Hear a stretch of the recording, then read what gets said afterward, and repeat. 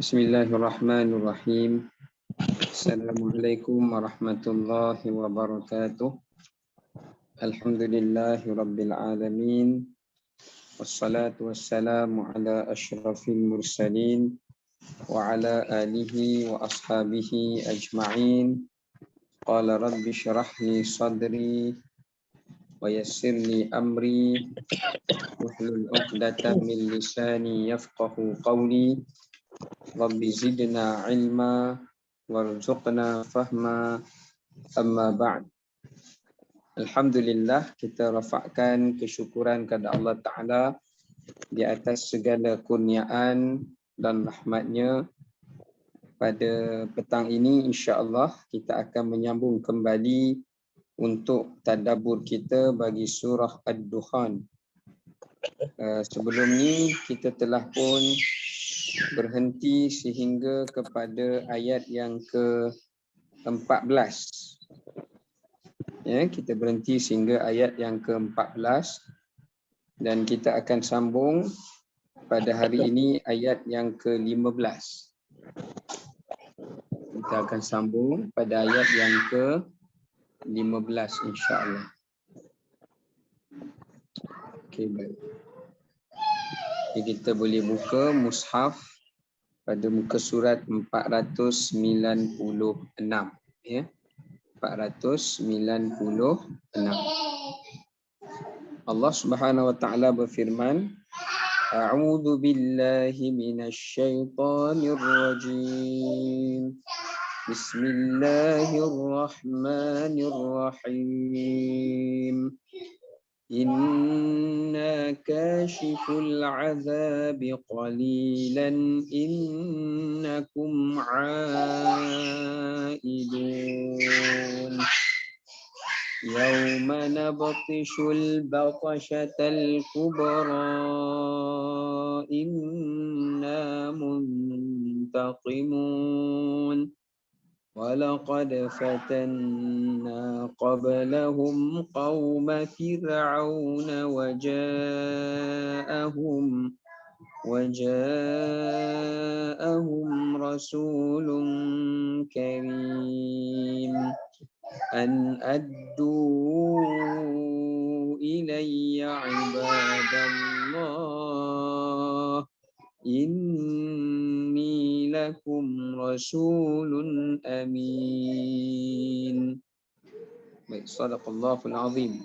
Kita lihat daripada ayat 15 sehingga kepada ayat yang ke-18 ya. Allah Subhanahu wa taala berfirman dengan mafhumnya, sesungguhnya kalaulah kami hapuskan azab itu barang sedikit pun, sudah tentu kamu akan kembali menjadi orang yang kufur dan ingkar. Ayat ke-16. Ingatlah kalau kamu ulangi keingkaran kamu, kamu tetap akan dibinasakan semula. Semasa kami timpakan kamu dengan paluan yang besar daripada pihak lawan kamu, sesungguhnya kami tetap akan menyiksa dengan azab yang seberat-beratnya. Pada ayat yang ke-17, dan demi sesungguhnya sebelum mereka, yakni sebelum kaum musyrikin ini, kami telah menguji kaum Fir'aun dan mereka pun telah didatangi oleh seorang rasul yang mulia, yakni Nabi Musa alaihi salam. Ayat yang ke-18, yang memberitahu kepada mereka dengan katanya, yakni kepada Fir'aun dan pengikutnya, berikanlah kepada aku, wahai hamba-hamba Allah, apa-apa yang menandakan kamu menerima kerasulanku. Sesungguhnya aku ini seorang rasul yang amanah, yang diutuskan kepada kamu. Baik. Dalam ayat 15 hingga ayat 18, Allah Ta'ala menceritakan tentang dua perkara. Yang pertama, Allah Ta'ala menceritakan sikap orang-orang yang kafir. Ya, sikap golongan manusia yang kufur. Ya, sikap golongan manusia yang kufur.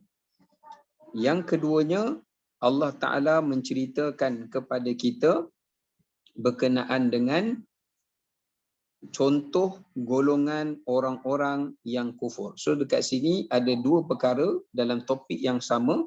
Pertama, Allah Ta'ala bicara berkenaan dengan sikap manusia yang kufur, ya, yang melakukan kekufuran dan keingkaran. Dan fasa yang kedua, Allah menceritakan beberapa kelompok dan golongan di kalangan manusia yang melakukan keingkaran dan kekufuran. Baik, kita nak tengok satu persatu daripada ayat yang kita bacakan, mulai daripada ayat yang ke-15 sehinggalah pada ayat yang seterusnya. Baik. Pada ayat yang ke-15, kita tengok pada disebut tafsir dulu ya. Menurut tafsir, kata Abdullah bin Mas'ud radhiyallahu an, ayat ini Allah menceritakan bagaimana sikap orang-orang musyrikin Mekah setelah mana di kalangan mereka, yakni Bani Mudhar, apabila Allah Ta'ala mengangkat ke atas mereka kemarau dan mengangkat azab ke atas mereka ketika mana di dunia dahulu. Lalu di kala itu mereka segera mensyirikkan Allah, menyekutukan Allah dan berkata Tuhan berhala inilah yang telah menghilangkan kemarau dan musibah.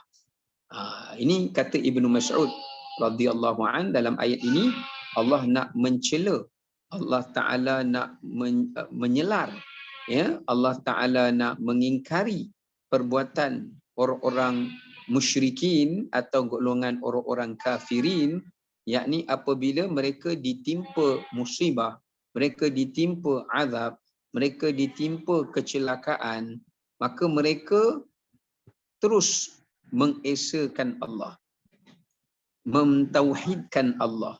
Mereka hanya bergantung pada Allah. Mereka hanya meminta kepada Allah. Mereka tak mencari berhala-berhala mereka. Namun setelah mana Allah mengangkat musibah, mengangkat azab, menghilangkan kesulitan dan kemudaratan ke atas mereka, dengan cepatnya mereka itu berpaling dan kembali kepada kufur dengan berkata, kerana berhala-berhala ini, kerana kemuliaan berhala itu, kerana keberkatan berhala itu menyebabkan musibah dan azab ini telah pun hilang dan telah pun diangkat.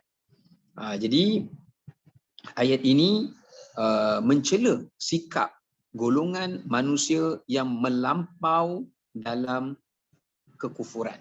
Bukan sekadar mereka kufur, tapi mereka melampau di dalam kekufuran. Ya, itu seperti mana disebutkan oleh Ibnu Mas'ud radhiyallahu anhu. Baik, dalam beberapa tafsiran yang lain menyatakan peristiwa ini terjadi dan berlaku adalah pada hari Qiyamah. Ya, pada hari Qiyamah. Ini adalah kata-kata dan permintaan orang-orang kafir apabila mereka berada di hari kiamat dan apabila mereka berada pada hari kebangkitan. Yakni setelah mana mereka melihat ikshif, Rabbana kshif.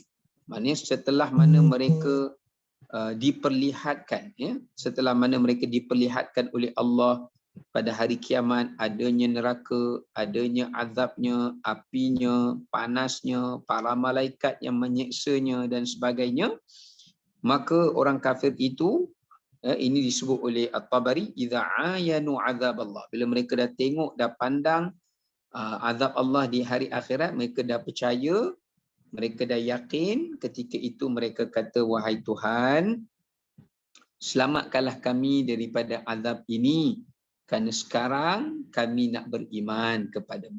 Kami nak beriman padamu, kami nak beriman pada Rasulmu, dan kami juga ingin beriman kepada azabmu, ya, dan pulangkan kami semula ke dunia untuk kami beriman dan melakukan ketaatan pada Rasul kami dan kepada Allah Subhanahu Wa Taala.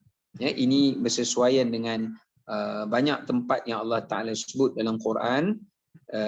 Apabila misalnya surah Ibrahim ayat 44, apabila fayaqulul ladzina zalamu, bila orang-orang yang melakukan kezaliman, yakni kesyirikan itu dah melihat azab Allah di hari kiamat, mereka berkata, akhirna ila ajalin qarib, wahai Tuhan, berikanlah kepada kami hayat hidup sedikit lagi dekat dunia untuk dikembalikan, nujib da'wataka wa nattabi'ur rasul, kami akan memenuhi dakwah seruan Rasulmu, dan kami juga akan mentaati perintahmu. Ya, baik. So ada dua tafsiran kat sini lah. Ya, tafsiran pertama menyatakan Allah ceritakan satu kelompok sikap orang-orang yang kufur, apabila mereka tengok azab Allah, dah ditimpa azab Allah, baru nak cari Allah. Tapi bila kesulitan musibah tu dah dihilangkan, mereka lalai balik daripada Allah dan kembali kepada kekufuran dan kesyirikan. Itu satu situasi. Situasi yang kedua, menurut para ulama mufassirin, peristiwa ini berlaku pada hari kiamat. yakni apabila orang-orang kafir, orang-orang munafik, orang-orang zalim, orang-orang fasik, bila mereka dah nampak azab Allah, mereka dah nampak hukuman yang bakal ditimpakan ke atas mereka, maka ketika itulah baru mereka meminta belas ihsan, kasih sayang daripada Allah, agar Allah memberikan ruang kepada mereka supaya mereka dapat memperbetulkan balik apa yang mereka lakukan, dengan mereka berharap Allah kembalikan mereka semula ke dunia, supaya mereka dapat bertaubat, mereka dapat beriman, dan mereka dapat melakukan ketaatan pada Allah dan menuruti perintah Allah dan Rasulnya. Ya, baik. So ada dua situasi kat sini berdasarkan tafsir. Okay, sekarang kita nak lanjutkan kepada tadabbur dan pengajaran yang boleh kita ambil daripada ayat yang ke-10. Pengajaran yang pertama, tadabbur yang boleh kita ambil daripada ayat yang ke-10 ini, ayat ini menunjukkan kepada kita berkenaan dengan sikap manusia yang segera kembali kepada kekufuran, sama ada kufur dari sudut sama ada kufur dari sudut kepercayaan ataupun kufur terhadap nikmat Allah. Jadi ayat ni Allah berbicara tentang sikap manusia yang segera kembali kepada kekufuran, yang segera berbuat kemaksiatan dan kederhakaan kepada Allah setelah mana mereka mendapatkan kurniaan dan nikmat yang Allah beri kepada mereka. Ini kita boleh tengok dalam banyak tempat dalam ayat Quran yang Allah Ta'ala cerita tentang perangai manusia ini. Ya, perangai manusia ini. Saya akan sebutkan apakah sifat-sifat ini yang perlu untuk kita tinggalkan dan kita jauhi, ya, tinggalkan dan kita jauhi. Baik, yang pertama, kalau kita rujuk di dalam ayat Al-Qurannya, misalan contohnya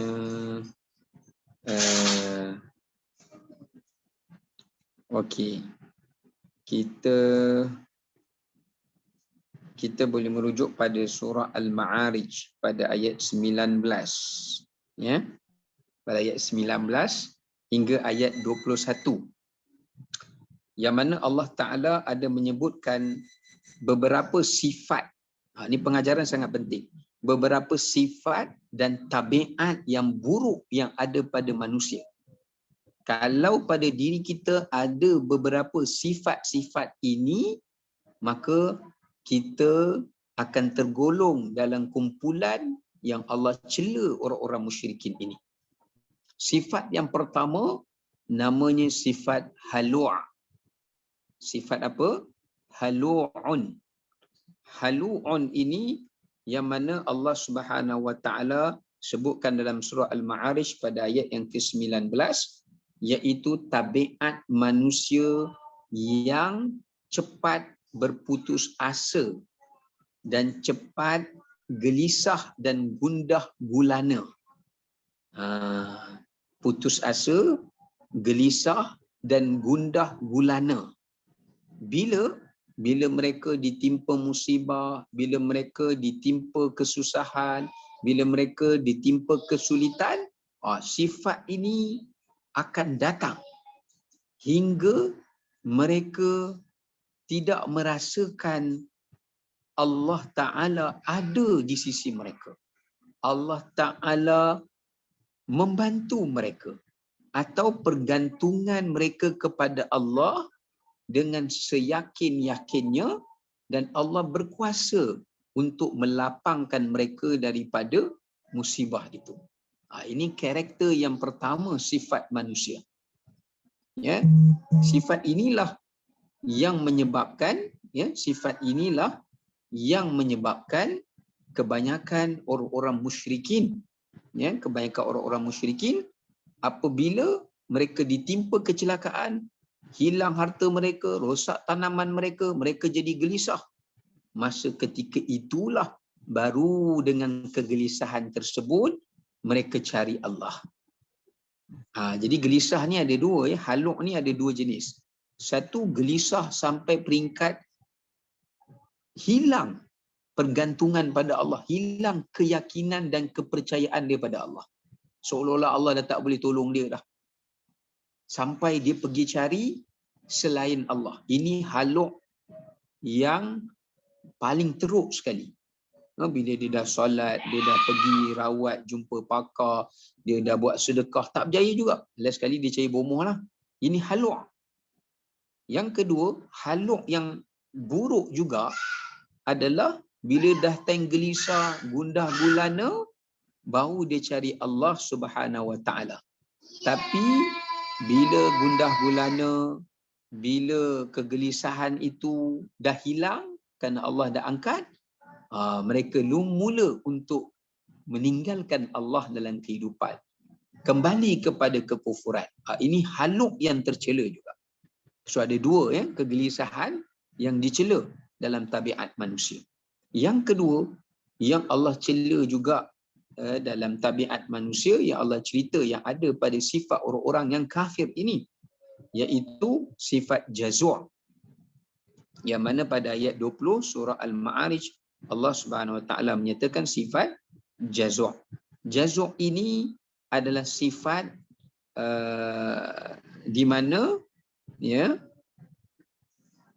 sifat jazuk ni sama macam dalam sifat haluk tadi saya dah huraikan tadi. Baik, maknanya bila Allah Ta'ala bagi satu musibah kat dia, dia baru ingat Allah. Kalau haluk, bila dia gelisah, dia pergi minta selain pada Allah. So tu saya tertukar tadi. Haluk, bukan ada dua, satu haluk, satu lagi jazuk. Okay, nombor 3 namanya ajul. Ajul. So tu dalam surah Al-Isra Allah kata wa kanal insanu ajula. Manusia ni bersifat ajul. Ajul ni iaitu mereka ini bersikap nak cepat. Ajul ni apa maknanya? Nak segera, nak cepat. Tak boleh sabar. Tak boleh nak redha. Ini sifat yang tercela. Yakni dalam erti kata yang lain, setelah mana Allah Subhanahu Wa Taala tunjukkan kepada mereka kebesaran Allah, azab Allah, musibah Allah, mereka dah tak boleh nak bertahan, nak bersabar dengan ujian Allah itu, sedangkan mereka tidak menginsafi diri ujian Allah itu menimpa mereka adalah disebabkan dosa mereka sendiri. Ini sifat ajul. Yang mana Allah bagi kat mereka musibah, Allah bagi kat mereka azab sebab perbuatan dosa mereka sendiri.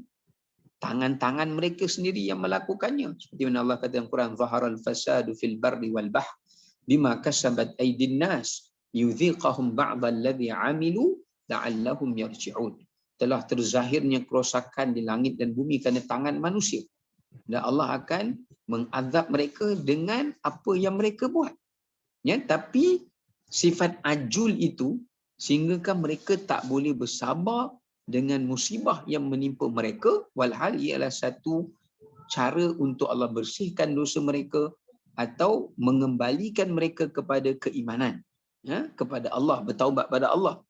Ini sifat ajun, ya, yang mana mereka tergesa-gesa nak cinta kepada dunia berbanding akhirat, kerana akhirat ni lambat mereka nak dapat, ya, tergesa-gesa mereka dalam tidak bersabar dengan ujian Allah Ta'ala, ya, melainkan setelah mereka dah tengok azab barulah mereka nak beriman, ya.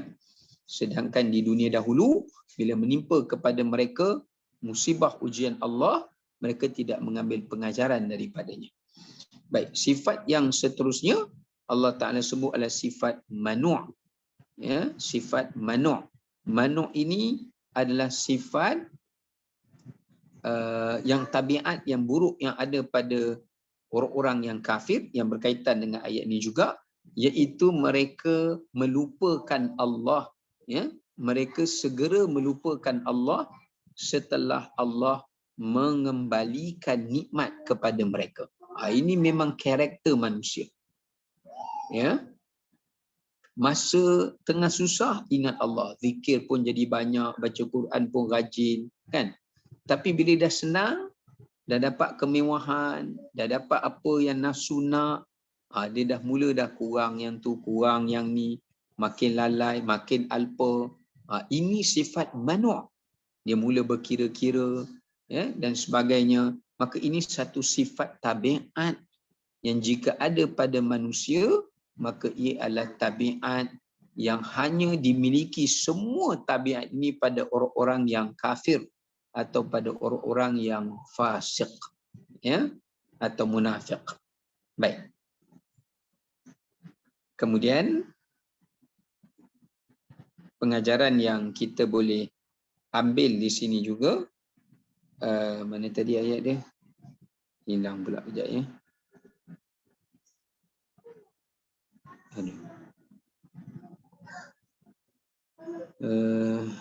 Okey. Kita balik semula. Yang kedua pengajaran.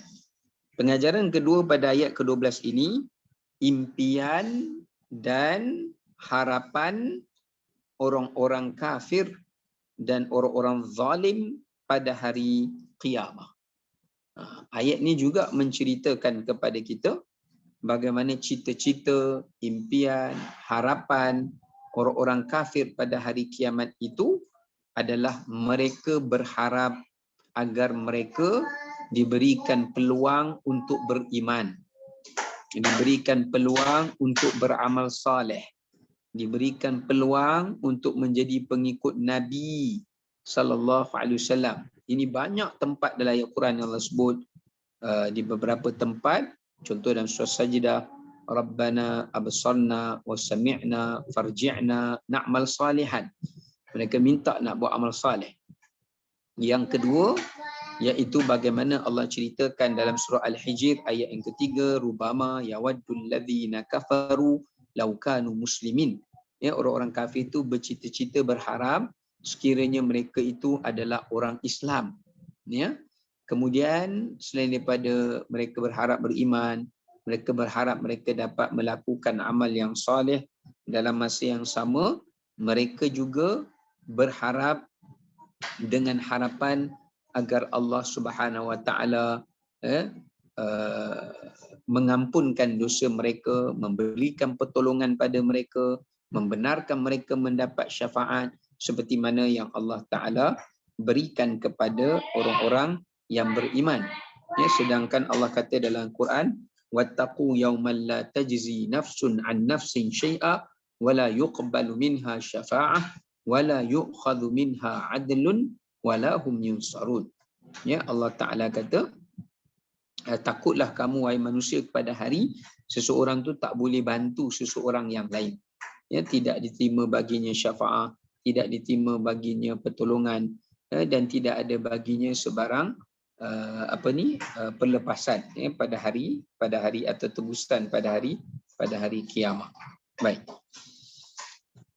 Okey, ini menunjukkan kepada kita bahawasanya sifat berbeza dengan sifat orang-orang yang beriman. Orang-orang beriman, mereka beriman, menyegerakan kebaikan, menyegerakan beriman kepada Allah, berbeza dengan orang yang tidak beriman. Mereka hanya bercita-cita pada hari kiamat setelah mana mereka melihat azab Allah, yang mana mereka tak ada peluang untuk melepaskan diri daripada azab tersebut. Ya. Baik. Kemudian kita nak tengok pada ayat yang ke-13.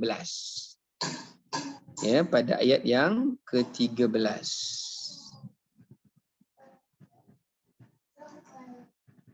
Okey.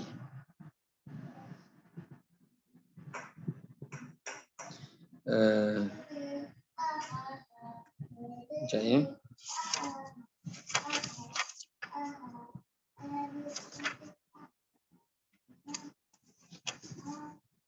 Okey. Okey, kita tengok pada ayat yang ke-13.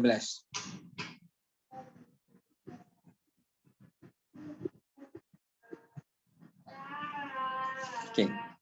Ada ayat ke-13 ni dalam tafsir menyebutkan, kita tengok tafsir dulu ya.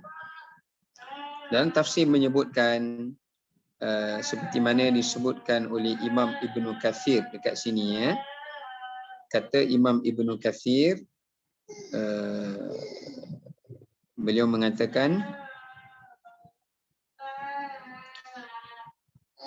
orang-orang musyrikin atau orang-orang kafir itu, ya, orang-orang musyrikin dan orang-orang kafir itu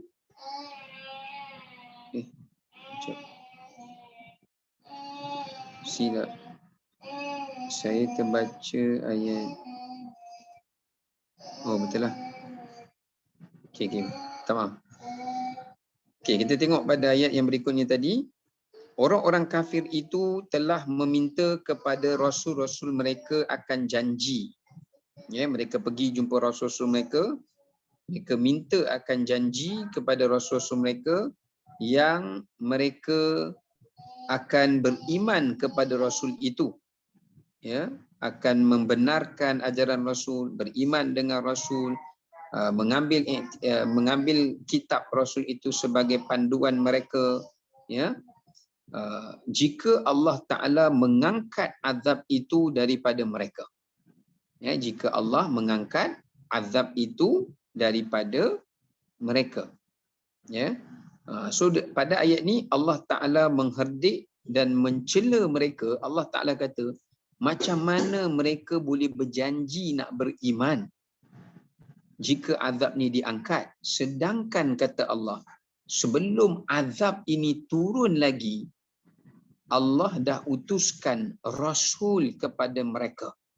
Ya, Allah dah utuskan rasul kepada mereka, namun mereka tetap mendustakan rasul itu dan tidak membenarkan ajarannya, bahkan menyakiti rasul tersebut, maknanya Nabi Muhammad sallallahu alaihi wasallam.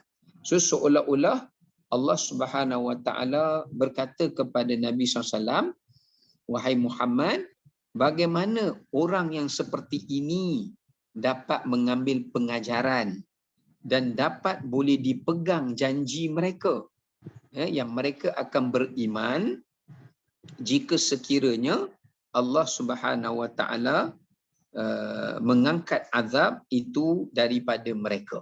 Ya, sedangkan sebelum ini rasul-rasul tu dah bagi tahu azab ini akan berlaku pun mereka dustakan. Ya, mereka masih mempersendakan atau menghina akannya. Ya. Baik. So kita nak tengok dekat sini, itu di sudut tafsirannya. Kita nak tengok beberapa pengajaran yang boleh kita ambil daripada ayat yang ke-13. Baik, ayat ke-13 ni Allah Ta'ala menceritakan kepada kita antara punca kenapa manusia itu berpaling daripada peringatan dan kenapa mereka tidak mengambil pengajaran dan iktibar daripada azab yang Allah Subhanahu wa taala timpa kepada mereka. Seolah-olahnya Allah kata kat Nabi, bagaimana kamu boleh berpegang kepada janji mereka dengan azab yang pernah Allah beri kepada mereka? Mereka janji mereka akan beriman, Tapi bila Allah angkat azab tu, tengok mereka balik kepada kufur. So macam mana nak memberi kepercayaan kepada manusia seperti ini? Ya, kalau Allah turun azab balik pun dia janji benda sama, tapi dia buat benda yang sama. Ya, dekat sini menunjukkan kepada kita beberapa pengajaran yang sangat-sangat penting. Ya, baik.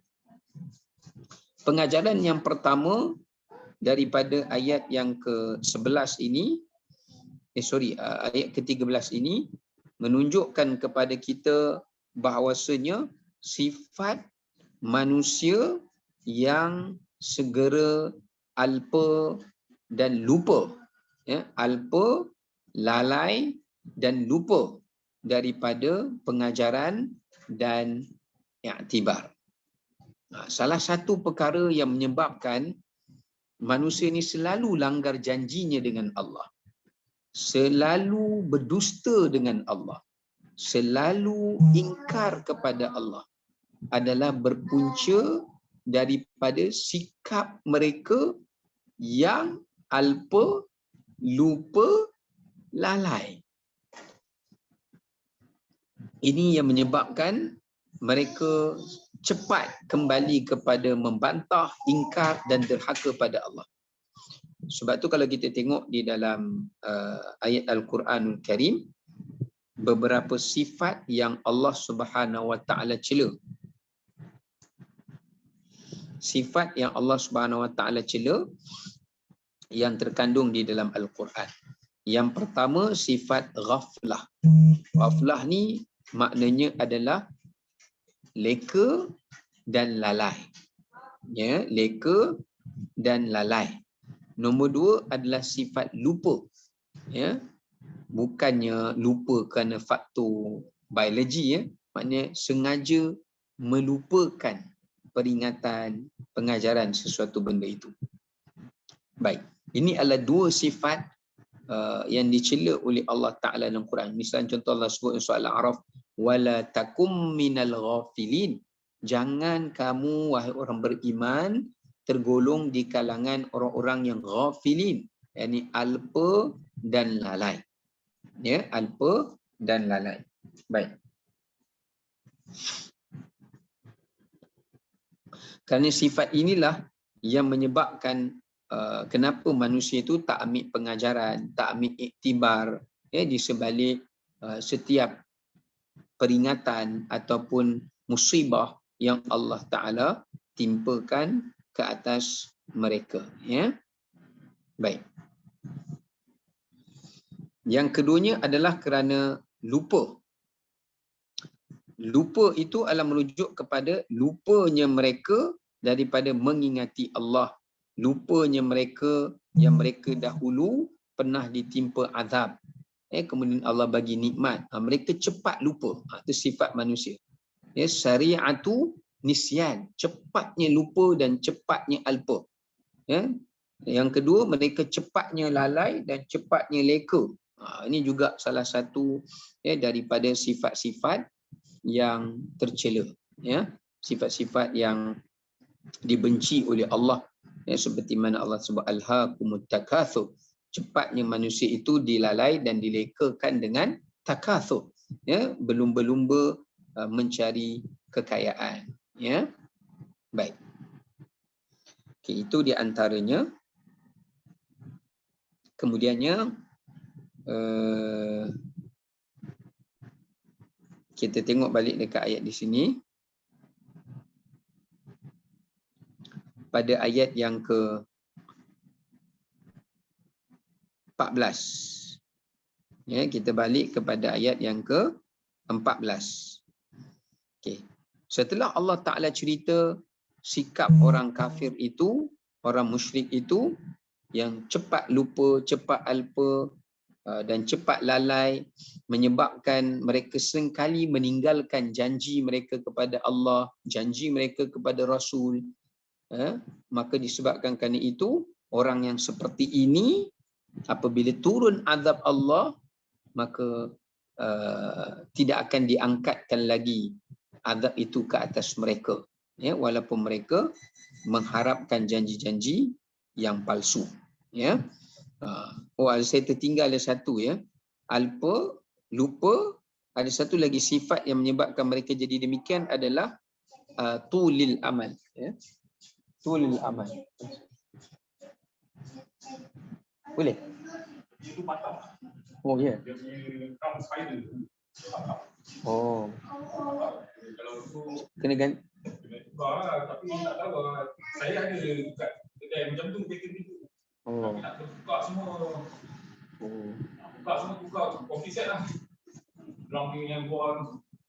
Oh, tapi memang ada lah. Ada kat kedai tu, saya yang kurang sama kan. Tapi confirm nak kena buka tu lah, buka tu baru dia letak ni. Oh. Okay. Hari dalam minggu. Okay. Baik, terima kasih. Baik. Sifat yang ketiga adalah sifat tulil amal, iaitu panjangnya angan-angan. Panjang angan-angan ini juga dikombinasikan dengan leka dan alpa, dikombinasikan dengan lalai. Ini sifat yang paling membinasakan manusia dan menyebabkan manusia itu seringkali tak dapat ambil pengajaran, tak ambil peringatan. Kadang mereka tahu tu peringatan, tapi benda tu melupakan mereka daripada peringatan tadi, daripada ambil iktibar tadi. Sebab tu kalau kita tengok kita pun sendiri kan, berapa kali istighfar, buat balik kan. Berapa kali kita janji dengan Allah nak sembahyang awal lah, nak buat itulah, nak buat inilah. Lepas tu lama-lama kita tinggal. Ya. Kenapa? Pertama disebabkan kerana lupa. Kita cepat lupa. Tapi macam mana nak hilangkan cepat lupa ni? Banyak zikir. Zikrullah. Sebab itu sentiasa memperbanyakkan zikir, membentingkan diri dengan zikir. Ya, termasuk juga ulama kata nak buang sifat lupa ni sentiasa mengisi masa lapang dengan perkara yang bermanfaat. Ilmu ke, mengaji ke, mengajar ke, isi masa dengan benda yang bermanfaat. Kalau masa yang Allah bagi kepada kita pun kita tak hargai dan kita lalaikan, maka masa tu akan jadi fitnah kepada kita sehingga ia menjadikan kita lupa. So ingat ya, zikir ini disebutkan oleh Imam Ibn Qayyim dalam kitab Al-Wabilus Sayyib. Pertama, banyakkan zikrullah. Yang kedua, selalu mengisi masa kita, ruang kehidupan kita ini dengan perkara yang bermanfaat. Ilmu ke, sahabat dengan orang baik ke, dengar benda yang baik, apa sajalah. Ya. Yang kedua, bagaimana kita nak menghadapi sifat leka dan lalai. Alpa ni, ya, leka dan lalai dan alpa ni, nak menghadapi sifat-sifat ini perlu kita hadapi dengan banyaknya tafakur, banyaknya tadabbur Quran, ya, banyaknya muhasabah, ya. Ini adalah nilai-nilai yang menyebabkan kita banyak ingat mati, banyak mengingatkan hari akhirat. Ini adalah nilai-nilai yang menjadikan kita tidak mudah terjebak dengan alpa dan terjebak dengan kelalaian. Ya. Yang ketiga, tulil amal, sebab terlalu panjang angan-angan. Ya, bila kita dapat kesihatan balik, lepas sakit dapat kesihatan balik, kita rasa macam kita dah terus sihat je, takkan sakit dah. Bila dapat kekayaan balik sebab miskin, kita rasa macam kaya tu takkan hilang dah, sebab dah ada dalam genggaman kita. Walhal semuanya milik Allah. Allah boleh ambil bila-bila masa sahaja. Ya, inna lillah wa inna ilaihi raji'un. Walillahi mulkus samawati wal ardh.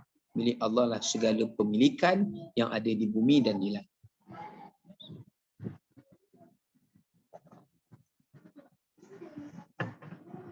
Baik.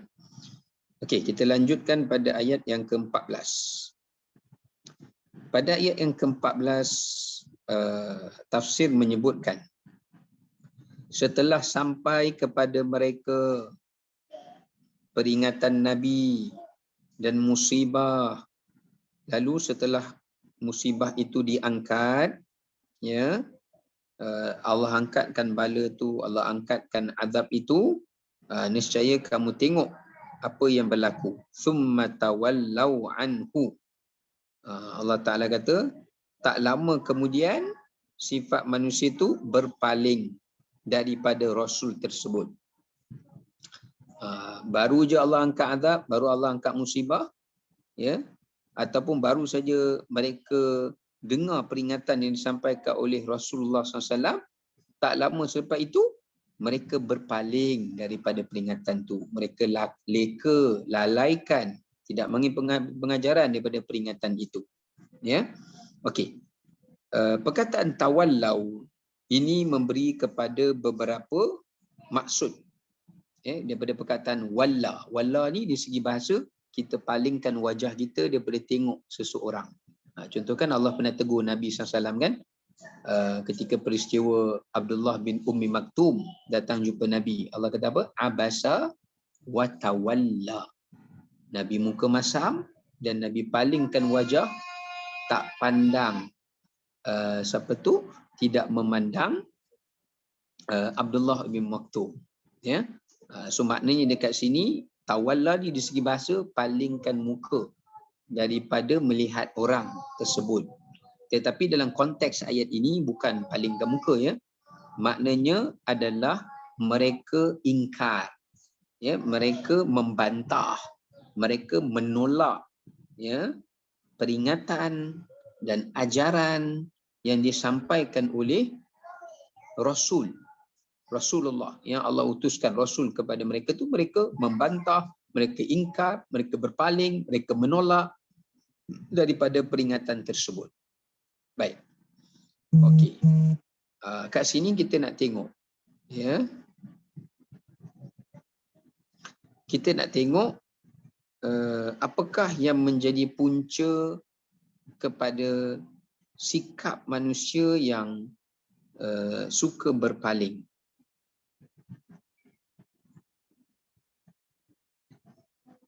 Ya, sikap manusia yang suka berpaling daripada kebenaran.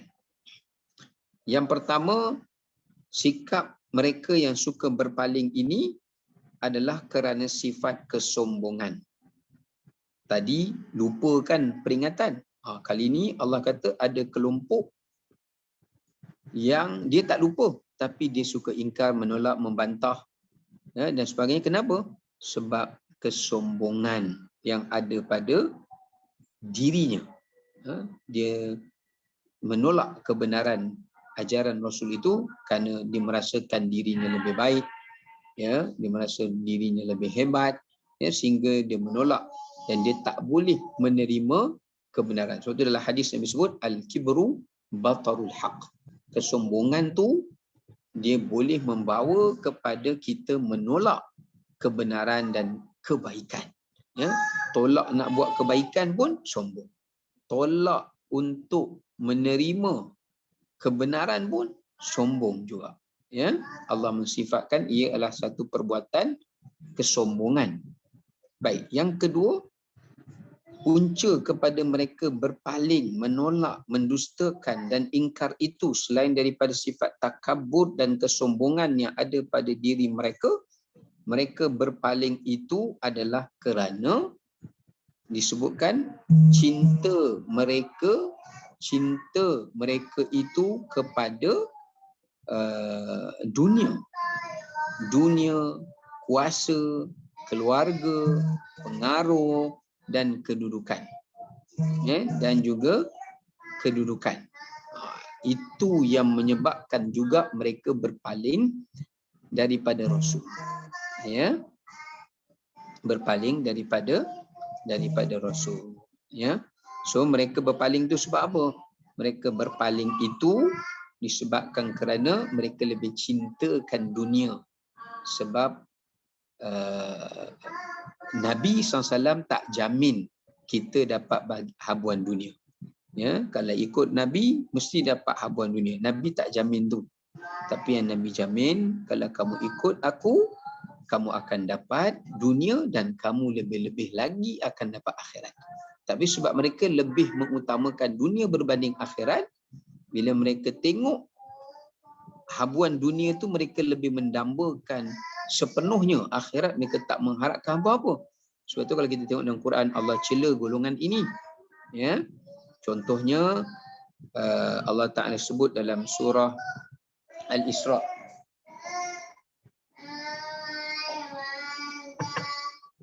Allah kata, man kana yuridul ajilah ajjalna lahu fiha ma nasha'u liman nurid thumma ja'alna lahu jahannama yaslaha madhmuman madhura.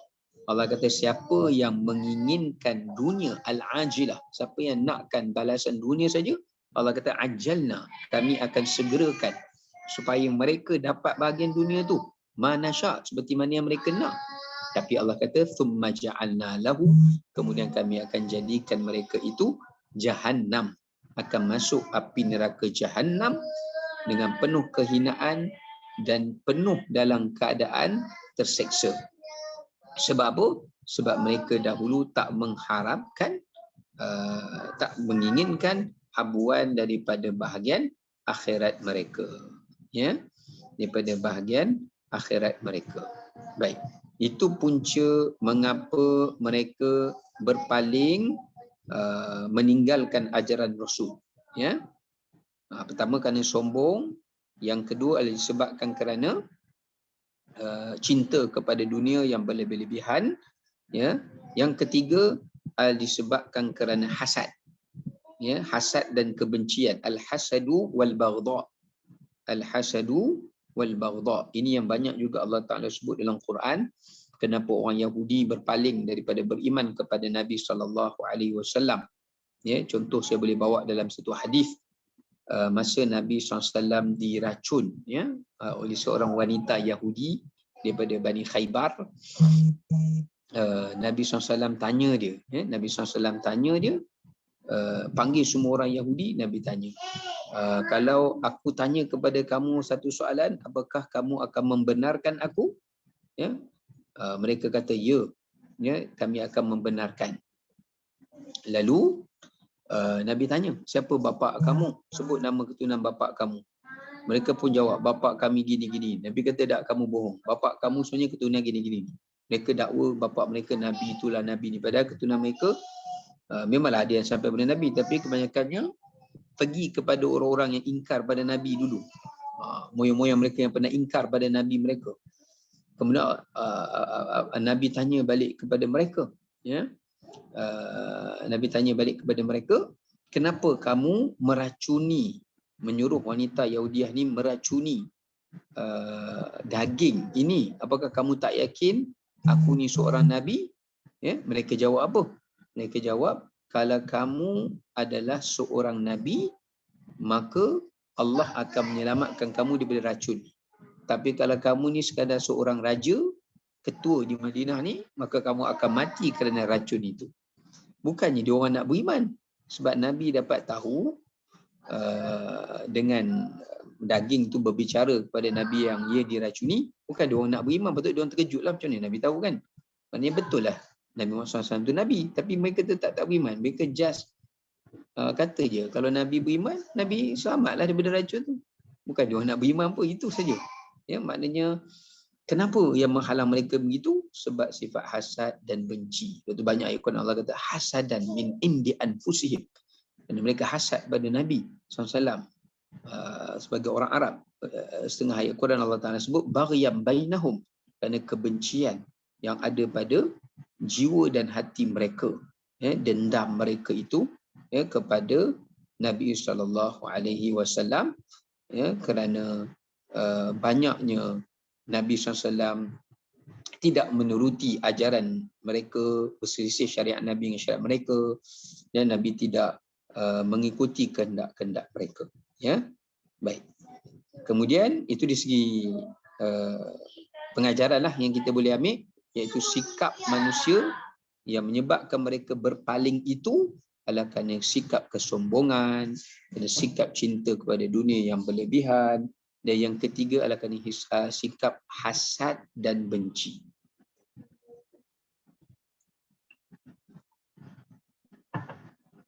Baik. Sebab tu ada satu hadis yang saya nak kongsi kat sini, ya. Kejap ya. hadis yang mana Nabi SAW menyatakan sifat yang boleh mencukur nilai agama di dalam diri kita. Siapa yang ada sifat-sifat ini, ia akan mencukur nilai agama di dalam diri kita. Tu dia punya kesan implikasi dia. Ya. Baik. Kita tengok hadis tersebut. Mana hadisnya? Sekejap ya.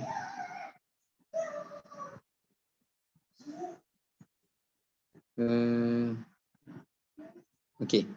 Dalam hadis yang diriwayatkan oleh Imam Abi Dawud daripada Zubair bin Awam, Nabi kata, dabba ilaikum da'ul umam qablakum al-hasad wal baghdha hiya al-haliqah la aqul tahliku asy-sya'r walakin tahliku ad-din. Nabi SAW kata, akan menimpa kalian umat-umatku ini penyakit umat-umat yang terdahulu. Nabi kata umat Nabi Muhammad SAW ni akan ditimpa penyakit umat-umat yang dulu, iaitu hasad dan benci. Dan Nabi kata hiyal haliqah, inilah dua sifat yang akan menjadi pencukur. Ya, sahabat kata, ya Rasulullah, apakah maknanya mencukur rambut, mencukur bulu? Nabi kata, dah. Dia bukan cukur bulu. Hasad dengan benci ni bukan mencukur bulu, tetapi dia mencukur agama. Dia boleh mengikis nilai agama di dalam diri kita. Dia akan sikit-sikit perlahan-lahan membuang nilai agama, nilai kebaikan yang ada dalam diri kita. Kemudian pada ayat 14 itu juga Allah Subhanahu Wa Taala menyatakan, bila mereka dah berpaling, mereka berkata kepada rasul-rasul mereka itu, mu'allamun majnun. Maknanya rasul itu telah menerima ajaran ini daripada orang luar. Mu'allam, maknanya diterima daripada orang luar, bukan daripada Allah, bukan wahyu daripada Allah. Dan yang kedua, mereka menuduh Nabi itu gila. Menuduh Nabi itu gila. Okey. Kat sini kita nak ambil satu pengajaran yang sangat penting. Pengajaran kat sini Allah nak ceritakan sikap golongan yang kufur. Tadi kita dah bincang lah, macam-macam sikap golongan orang yang kufur. Ini penutup yang Allah Ta'ala nak sebut.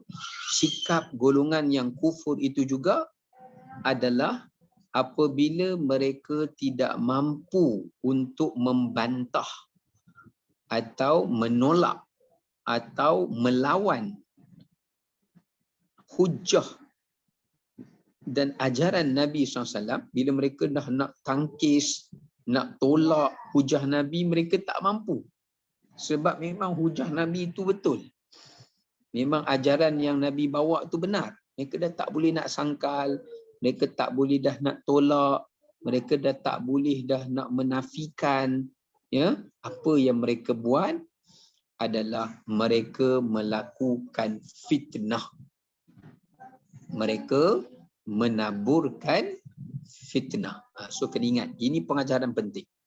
Antara ciri-ciri sifat tabiat orang-orang yang kafir adalah suka menabur fitnah. Suka menabur fitnah. Tadi kita dah sebut dah sikap-sikap mereka. Tapi salah satu daripada sikap mereka, mereka suka menaburkan fitnah. Bila mereka nak tolak ajaran Nabi, tak mampu nak memperdayakan manusia pada ajaran Nabi pun, mereka tak ada idea nak tolak macam mana. So apa yang mereka mampu, mereka cipta fitnah, lalu mereka tohmahkan kepada Nabi SAW supaya masyarakat atau penduduk Mekah tidak beriman kepada Nabi dan menjauhkan diri daripada Nabi SAW. Inilah pengajaran yang sangat penting. Kalau ada orang bagi peringatan kat kita, bagi nasihat kat kita, beri tunjuk ajar pada kita, kalau kita jadilah orang yang jangan menolak kebaikan itu, jangan menolak kebenaran itu, apatah lagi untuk memfitnah atau mengaibkan atau memburukkan orang yang mengajak, yang menegur kita, yang nak membimbing kita ataupun yang ingin menyampaikan kebaikan kepada kita. Jangan. Ya. Sebab tu kita tengok mereka bila dah tak ada modal nak tolak ajaran Nabi SAW, mereka kata Nabi belajar dengan jin lah, belajar dengan orang. Dalam ayat Quran yang lain surah Fussilat Allah kata wa kanu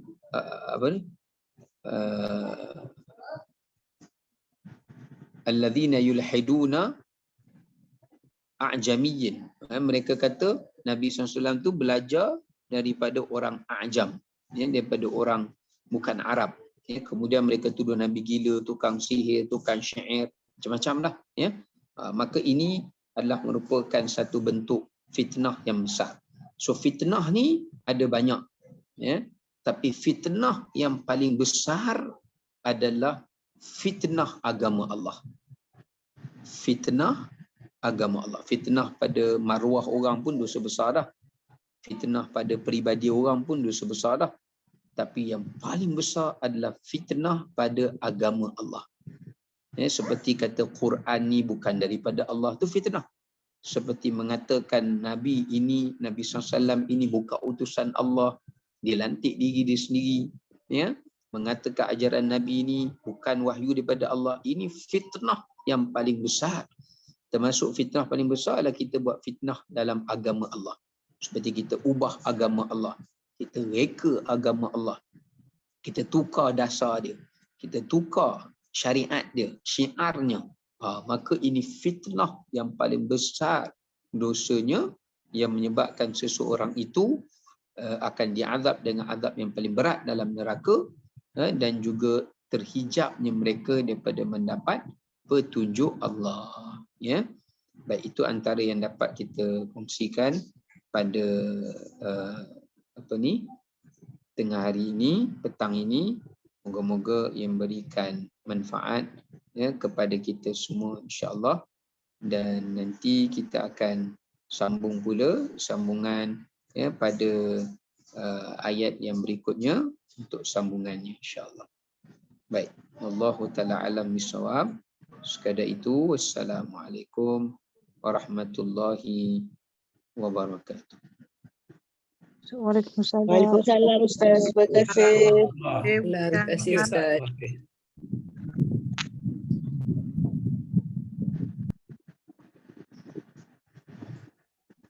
Terima kasih Ustaz.